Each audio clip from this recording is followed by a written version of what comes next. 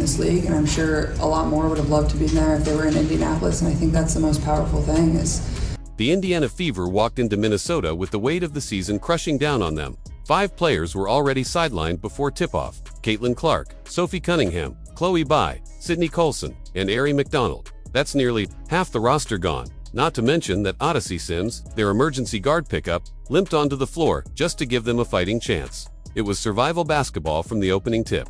But then came the gut punch no team can prepare for: an elbow to the face, a whistle blown, and somehow the foul called not on the aggressor, but on the victim. This is what the Indiana Fever have been dealing with all year, not just injuries that have gutted the heart of their lineup, but officiating decisions that defy logic and tilt the playing field even further against them. On this night, Lexie took a sharp elbow from Khloe McBride, crumpled to the ground in visible pain. And yet the foul was whistled against Hull, even as the replay showed clear contact. The referees stopped short of giving full accountability to McBride. It was insult on top of injury. Caitlin Clark, already sidelined, was seen on the bench furious, shaking her head. How could anyone explain this away as fair officiating? The injury crisis alone would have been enough to break most teams. Caitlin Clark, the face of the franchise, out with a groin injury. Sophie Cunningham, done for the season with an MCL tear. Sydney Coulson, also out for the year, torn ACL. Arie MacDonald, fractured foot. And then Khloe Bby, knee issues that forced her to miss this game. That's 5 players, 3 of them season-ending losses. And yet, the Fever still fought. Lexie was forced in.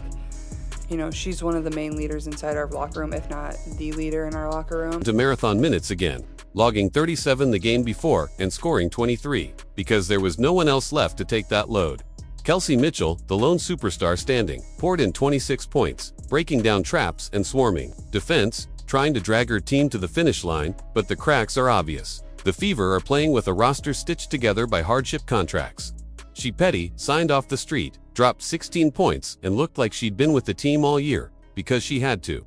Aerial Powers, another late addition, was thrown into heavy minutes with no time to learn the system. Odyssey Sims, hobbling on bad legs, still had to suit up. This isn't depth, it's desperation. Coach Stephanie White admitted it herself. The physicality Indiana is facing isn't something this patched-up roster can consistently absorb. And still, her players keep showing up, refusing to roll over, no matter how thin the bench is or how lopsided the whistles get. That's what makes the refereeing decisions sting even more. It isn't just one call, one mistake. It feels like a pattern. Indiana guards absorb body blows, driving to the rim without a whistle, while a bump at the other end immediately draws a foul. Opponents crank up the physicality, emboldened by the lack of accountability.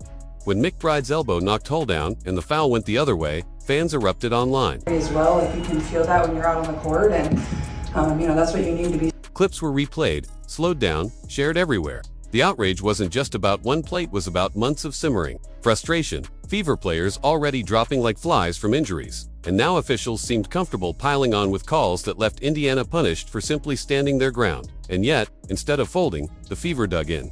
Kelsey Mitchell kept attacking, refusing to let her team go quietly.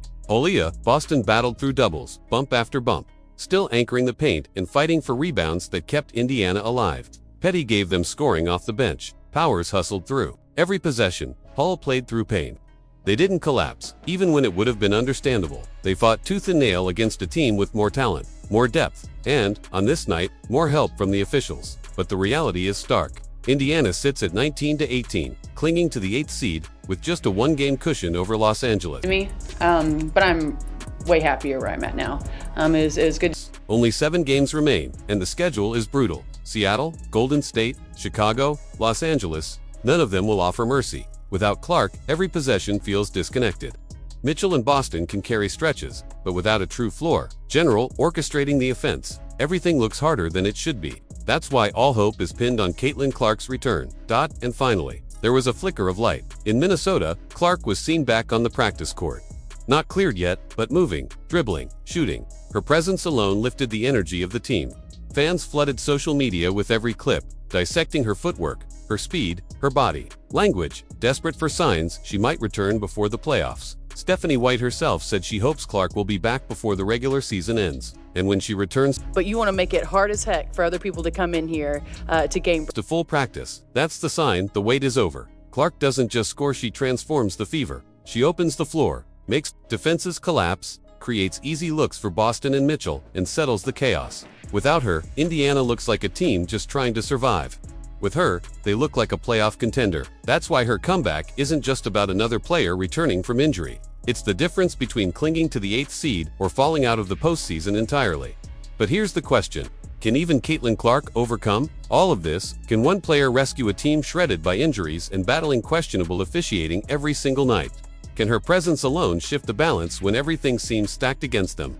The Fever's resilience has been remarkable. Their refusal to quit will be remembered no matter what. But whether this season ends in heartbreak or in a miraculous playoff run may come down to Clark's ability to return and to return in time. So what do you think? Are the referees unfairly targeting the Fever? Can Caitlin Clark's return really save this season, or is the damage already too deep?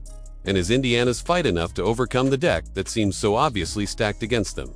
Let us know your thoughts down in the comments. Don't forget to like this video, subscribe, and stay tuned for more deep dives into the drama shaking the WNBA.